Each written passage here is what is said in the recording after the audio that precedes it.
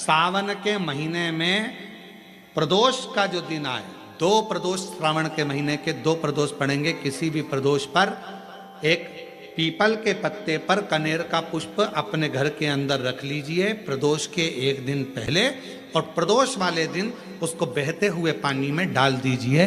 जिंदगी में जो तुम्हारे यहाँ तकलीफ चल रही है, एक उठ रहा है, एक बैठ रहा है, एक बीमार पड़ रहा है, एक ठीक हो रहा है, फिर बीमार पड़ रहा है, फिर ठीक हो रहा है, ये ठीक हुआ, फिर इसको हो गया, फिर इसको कुछ हो गया, फिर किसी को कुछ हो गया, अर्थात शिव का नाम लेकर।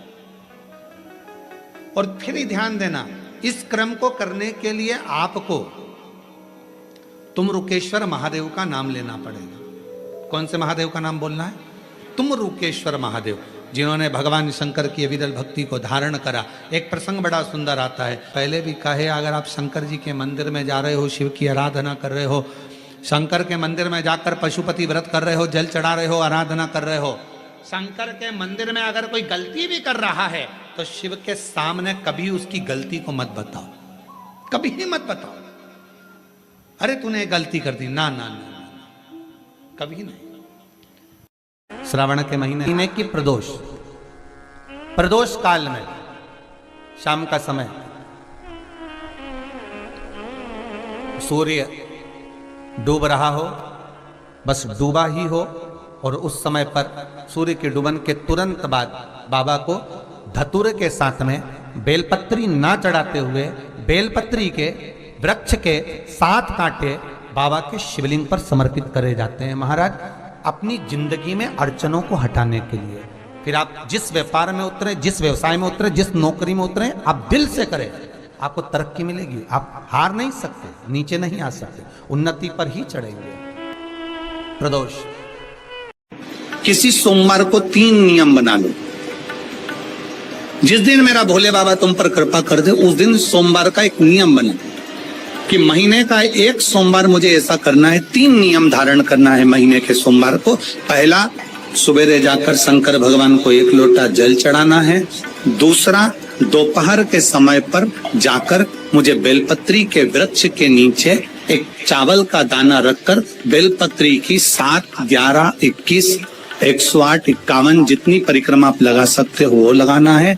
और तीसरा, बेलपत्री के वृक्ष के नीचे और शंकर के मंदिर के दरवाजे पर मुझे एक घी का दीपक लगाना है। बस ये 3 नियम जिसने महीने में एक बार ले लिया, समझ लो उसको पीछे हटने की जरूरत ही नहीं, वो आगे ही बढ़े। महीने के किसी एक सोमवार का ऐसा नियम बना लो कि मुझे 3 नियम धारण करना है। महीने के किसी भी एक सोमवार को हम ये नहीं कहेंगे कि तुम सोमवार 5 पढ़ रहे हैं तो 5 को करो, 4 पढ़ रहे हैं तो 4 को करो, 3 पढ़ रहे हैं तो 3 को करो। तुम तो महीने का एक सोमवार का नियम बना। और मेरी जीजियों से, मेरी बेटियों से जो विदेश में रह रही हैं, जो कहीं बाहर रह रही हैं, कहीं बड़े शहर में रह रही हैं, जो रोज मंदिर नहीं जा सकते, हर किसी महीने के एक सोमवार को भी ये नियम निर्धारण कर सकते, तो उनसे कहेंगे कि 3 महीने में एक सोमवार का नियम बना लो। 3 महीने में नहीं बना सकते तो 6 महीने में एक सोमवार का नियम बना लो। और 6 महीने में नहीं बना सकते तो 1 साल में एक सोमवार का ऐसा नियम बना लो कि मैं साल का एक सोमवार ऐसा रहूंगी कि सुबह सोमवार के दिन मंदिर में जाकर जल चढ़ाऊंगी, दोपहर में जाकर बाबा को एक अक्षत का दाना रखकर, अक्षत का मतलब है कि बाबा मेरी दिनों दिन उन्नति करना। बेलपत्री के वृक्ष के नीचे जो अक्षत रखा जाता है वो उन्नति के लिए रखा जाता है। शंकर के शिवलिंग पर जो अक्षत रखा जाता है वो रोग मुक्ति के लिए रखा जाता है। अशोक सुंदरी पर जो अक्षत रखा जाता है वो संतान प्राप्ति के लिए रखा जाता है। षडानंद कार्तिकेय की ओर जो अक्षत रखा जाता है वो हमारे बच्चों की सुख समृद्धि के लिए रखा जाता है। विनायक की ओर,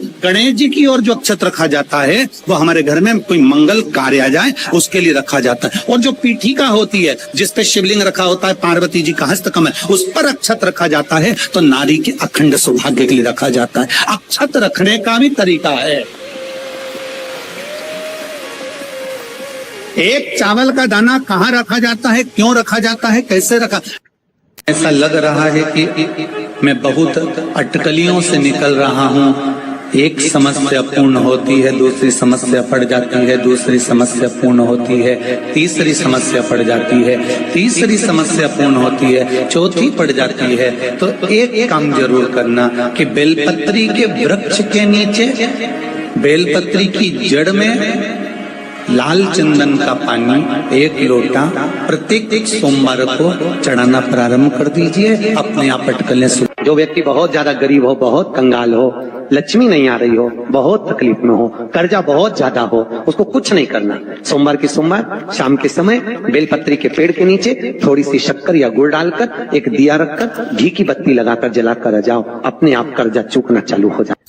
अगर तेरे घर में लक्ष्मी नहीं आ रही हो तो कमल गट्टे को पानी में डाल शिव जी को चढ़ा कर, कमल का फूल बाजार में मिल रहा हो, जब तक कमल का पुष्प बाजार में मिले तब तक एक कमल का पुष्प सोमवार की सोमवार शंकर को चढ़ाना चालू कर दे।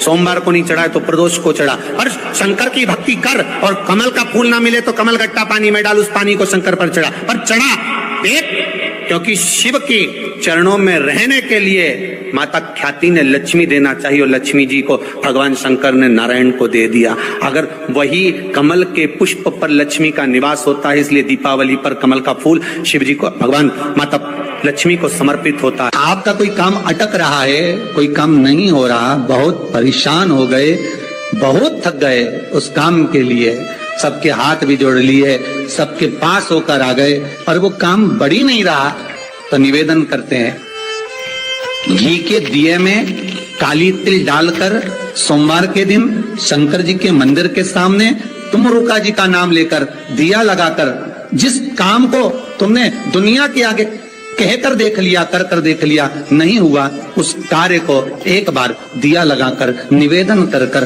फिर जाकर देखना, काम आगे बढ़कर ही रहेगा। मान लो कोई ऐसा दुख आ ही गया कि वो कटने का नाम ही नहीं ले रहा, बहुत हार चुके हम जिंदगी से, वो कट ही नहीं रहा, थोड़ा ठीक होता फिर दुख आता, फिर ठीक होता फिर दुख आता, तो शिव और शक्ति का स्मरण करो।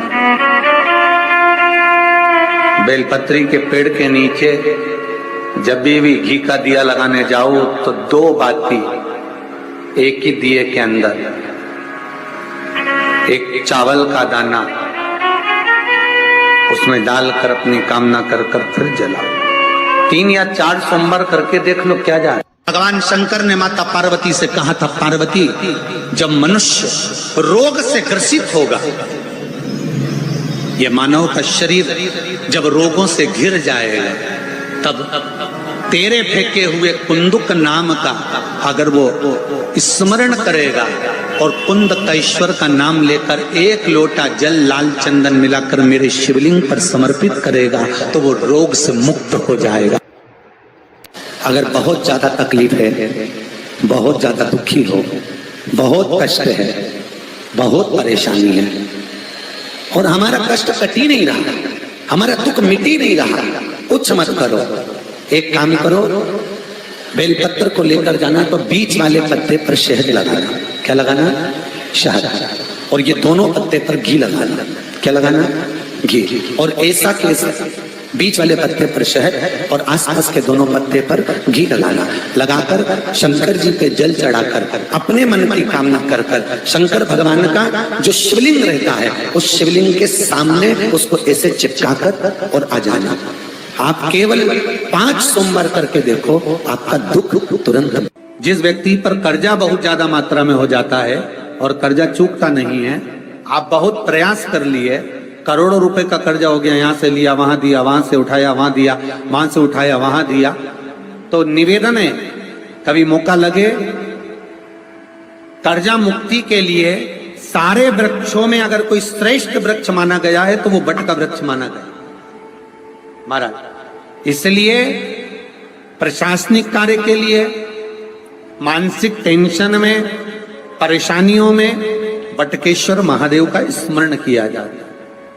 और यदि निवेदन करूंगा बहुत ज्यादा, यदि आपको कर्जा हो गया है, बहुत ज्यादा कर्जा हो गया और वो कर्जा चूक ही नहीं रहा, तो थोड़े दिन बड़ के पेड़ के नीचे आप बटकेश्वर महादेव के लिए 1 लोटा पानी, उसमें थोड़ा सा पिसा हुआ चावल पीस के गला लेना, चावल को और पीस लेना, पीस के उस पानी में मिला लेना और मिलाकर उसमें थोड़ी सी हल्दी पिसी हुई डालकर बटकेश्वर महादेव के नाम से बड़ के पेड़ के नीचे अपनी कामना कर जो कर्जा हुआ है उस कर्जे का भान देते हुए, स्मरण देते हुए छोड़ दीजिए।